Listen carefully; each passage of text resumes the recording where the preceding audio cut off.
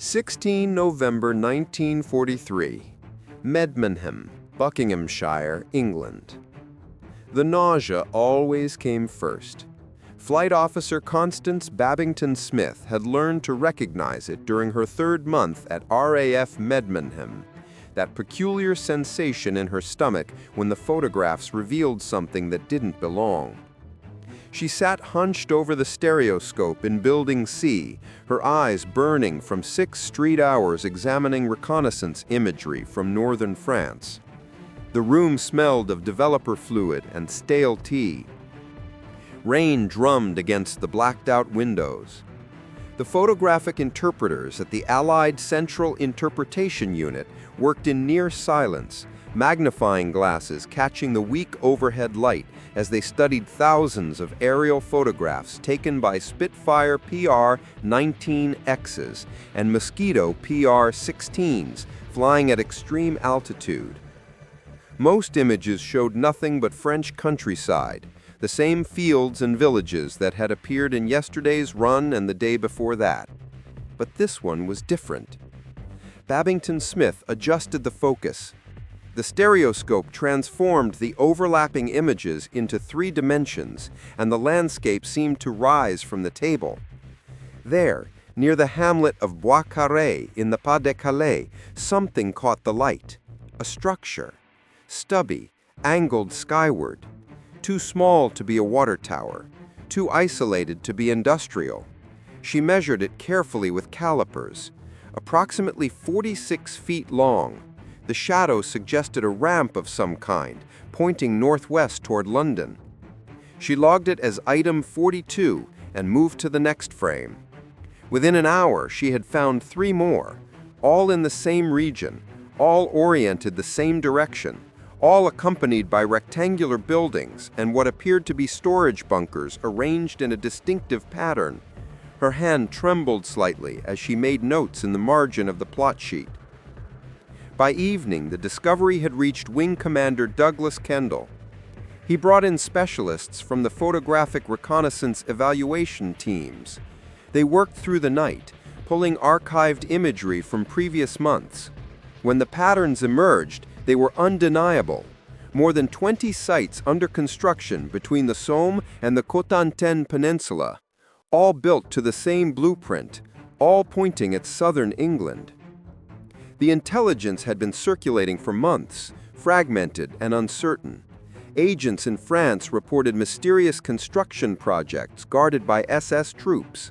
A facility at Peenemünde on the Baltic coast had been bombed in August after reconnaissance showed unusual activity. Prisoners of war spoke of secret weapons, flying bombs that needed no pilots, but there had been no hard proof. Nothing concrete enough to demand action from Bomber Command or the Allied Expeditionary Air Force. Now there was proof. Babington Smith's photographs showed launch sites for weapons that did not yet officially exist. The briefing took place 2 days later in a windowless room beneath Whitehall. Air Vice Marshal Norman Bottomley listened without expression as analysts presented the evidence.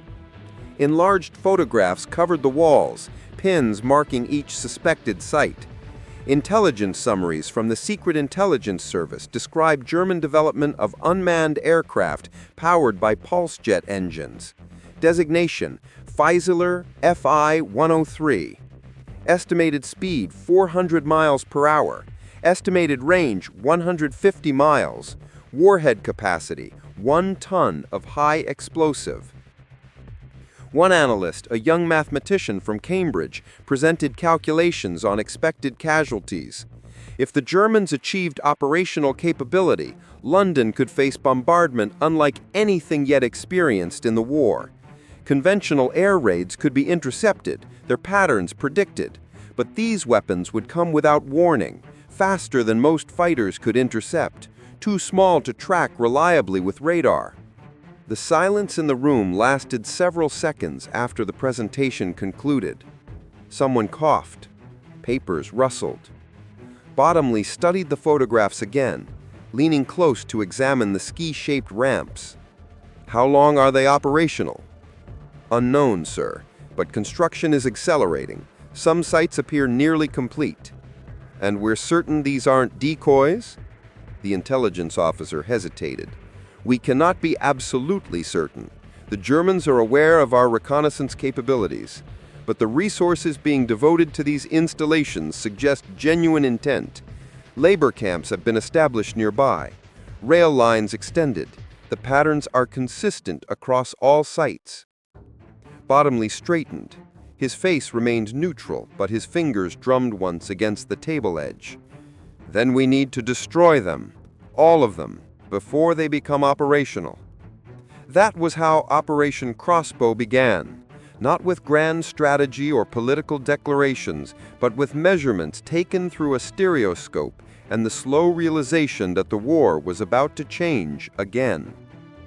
What the analysts did not yet know, what would not be discovered until reconnaissance flights in late December, was that the ski sites were not the only threat. Deep in the Pas-de-Calais, construction crews were excavating something else entirely, something larger. The photographs would eventually show massive concrete bunkers, unlike anything yet encountered, facilities designed not for small flying bombs, but for weapons of a different magnitude altogether. But on that November evening in Medmenham, as Constance Babington Smith filed her report and walked out into the blackout, she knew only that she had found the launching sites. She did not yet know what else was waiting to be discovered, hidden beneath camouflage nets and Norman soil, counting down toward an operational date that would make the flying bombs seem almost ordinary by comparison. 24 December 1943. Abbeville, northern France. The Typhoon shuddered as Flight Lieutenant Robert Cole pushed the throttle forward, the Napier Sabre engine roaring to maximum boost. Below, the frozen French countryside rushed past at 300 miles per hour. His wingman held position 200 yards to starboard, both aircraft skimming treetops to avoid radar detection. The cockpit smelled of engine oil and cold leather.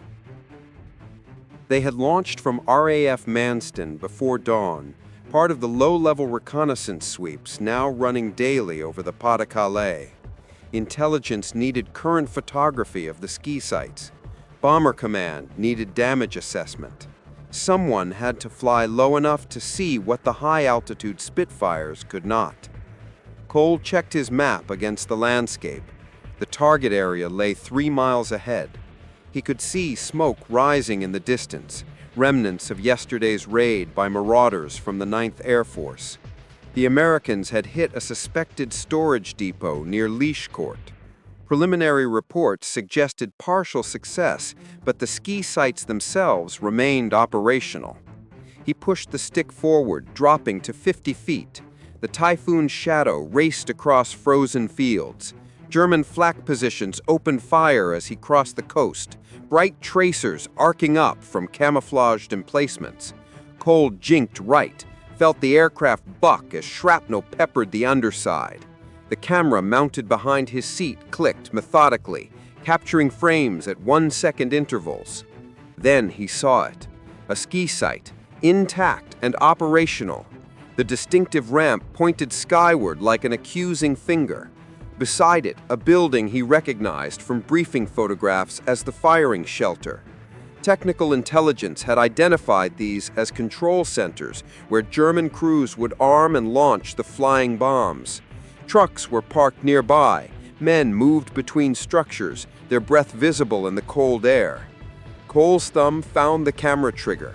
He held course for 3 seconds, 4, 5, long enough for overlap, long enough for the photographic interpreters to build their mosaics.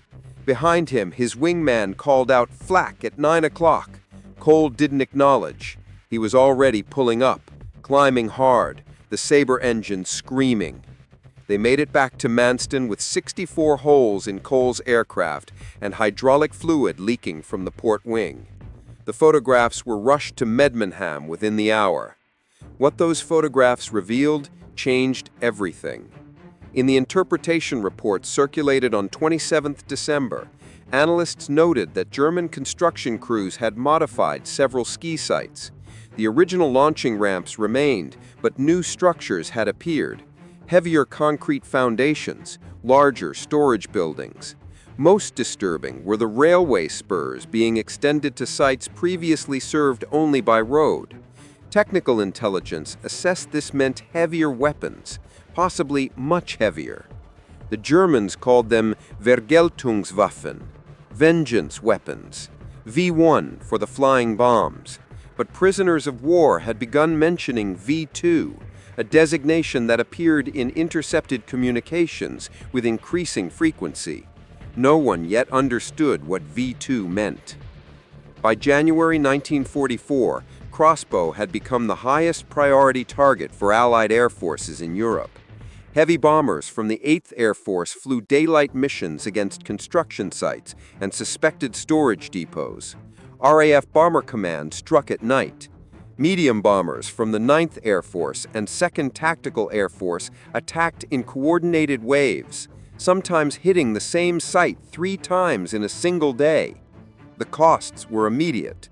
German fighter defenses intensified. Flak concentrations thickened around every target.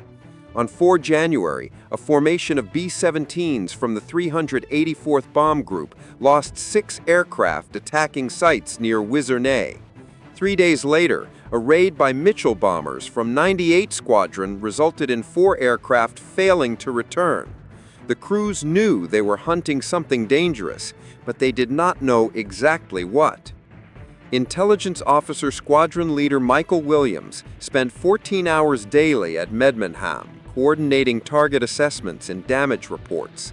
He had served in North Africa, flown over Sicily and Italy. He thought he understood this war, but the ski sites troubled him in ways he could not articulate during briefings. "They're building too many," he told his commanding officer in early February. "Even accounting for expected damage from our raids, the numbers don't balance. They're constructing sites faster than we can destroy them." "Then we need to hit harder."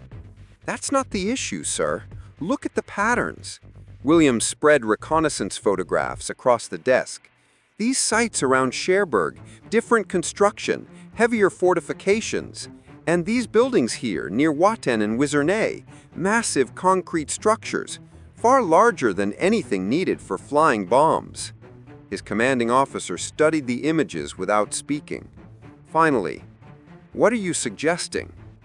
"I'm suggesting the ski sites might be decoys or partial decoys, something to draw our attention while they finish something else." The theory circulated through intelligence channels. Some analysts agreed. Others argued the ski sites represented a genuine threat that demanded immediate action. The debate consumed meetings, filled reports, divided opinions. Meanwhile, reconnaissance continued.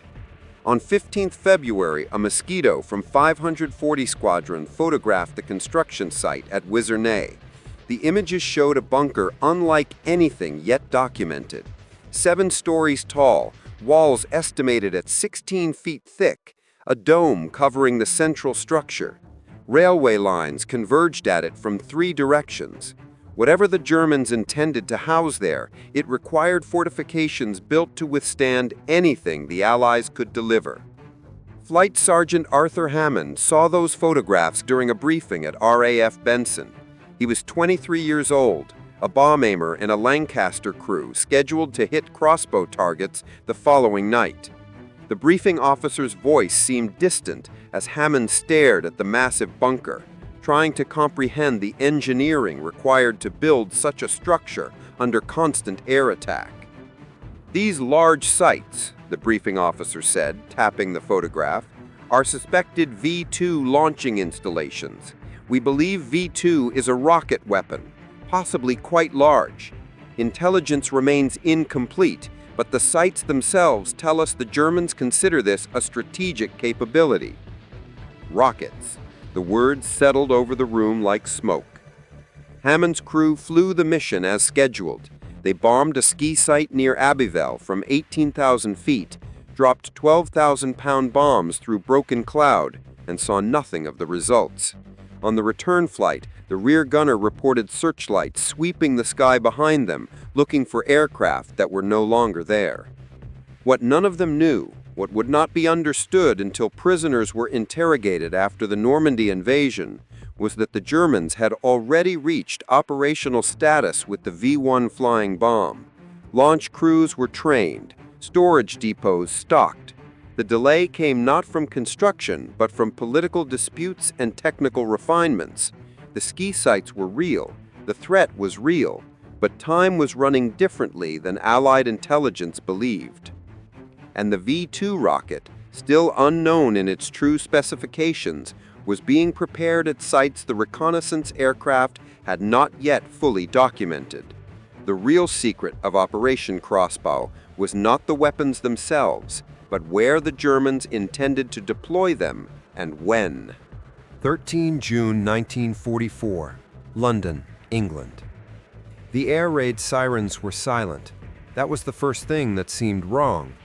Group Captain Thomas Elmhurst stood at his office window in the headquarters of the Allied Expeditionary Air Force, watching the pre-dawn darkness over the city. D-Day had been 7 days ago. British and American forces were fighting inland from the Normandy beaches. The war felt, for the first time in years, like something that might end. Then came the sound, a mechanical buzzing like a motorcycle engine running at high pitch. It grew louder, coming from the south. Elmhurst turned toward the window. Others in the building moved to look. The buzzing increased to a roar, then suddenly cut out. 15 seconds of silence.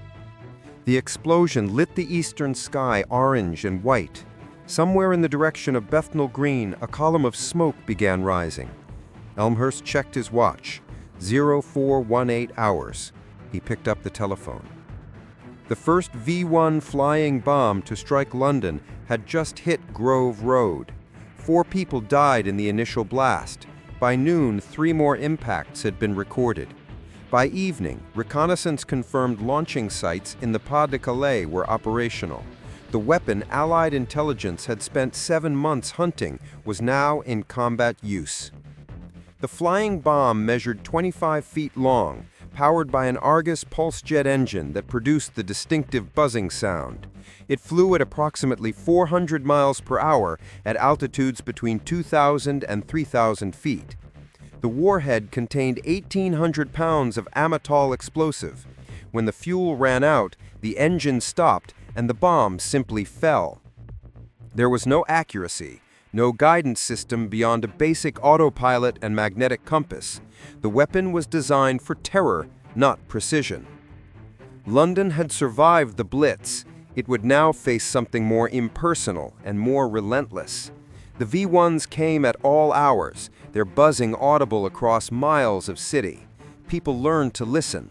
When the engine cut out, they had seconds to take cover. The randomness of it corroded morale in ways conventional bombing had not. At least with aircraft, there were sirens, warnings, patterns. The Allied response was immediate. RAF Fighter Command redeployed squadrons to patrol zones over Kent and Sussex. Tempest and Spitfire 14 fighters flew standing patrols dawn to dusk. Anti-aircraft batteries moved to the coast.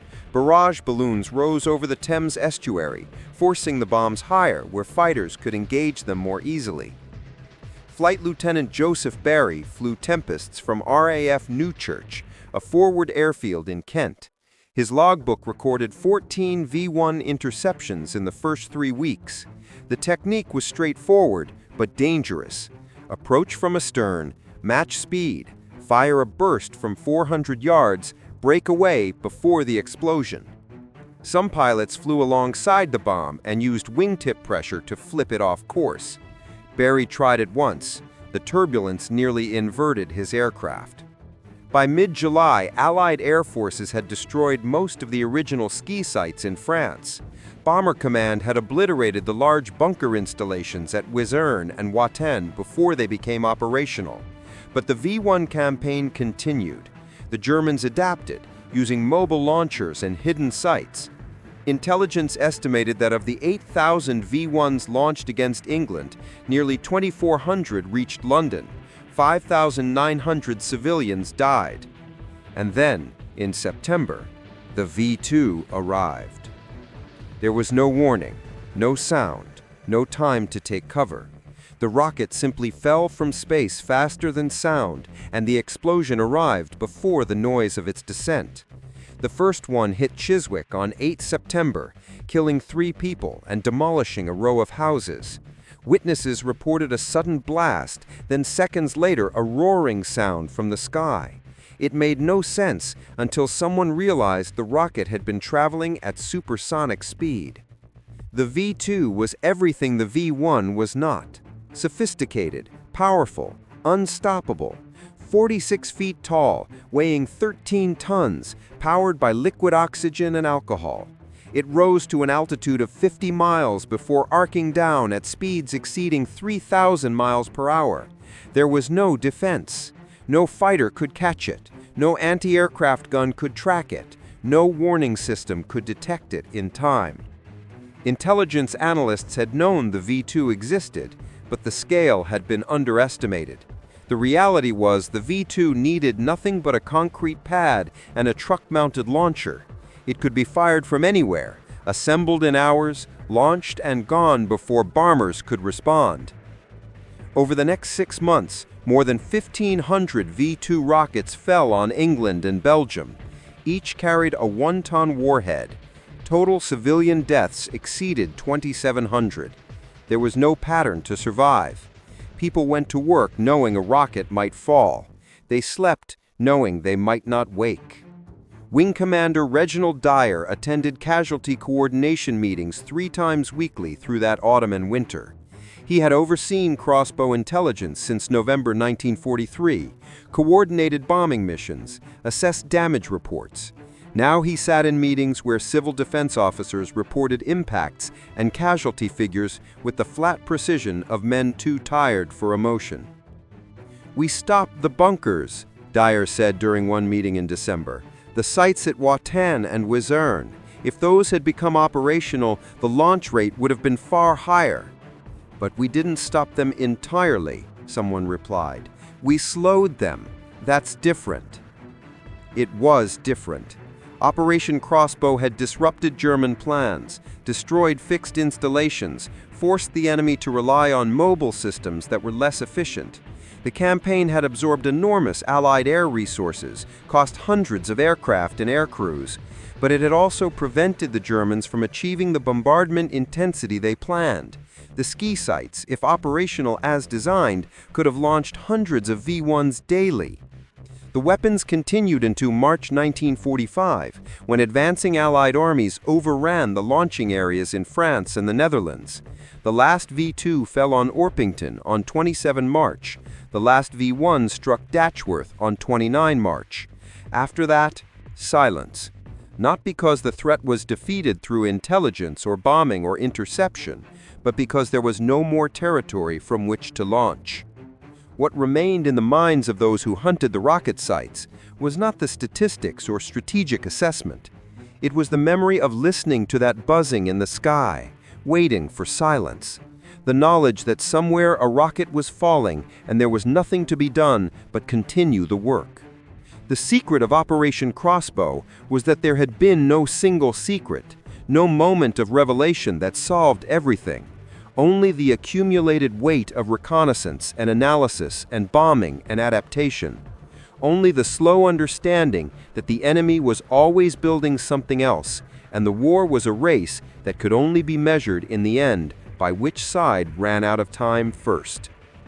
In 1945, in a basement office at Medmenham, Constance Babington Smith filed her final interpretation report and locked the stereoscope in its case.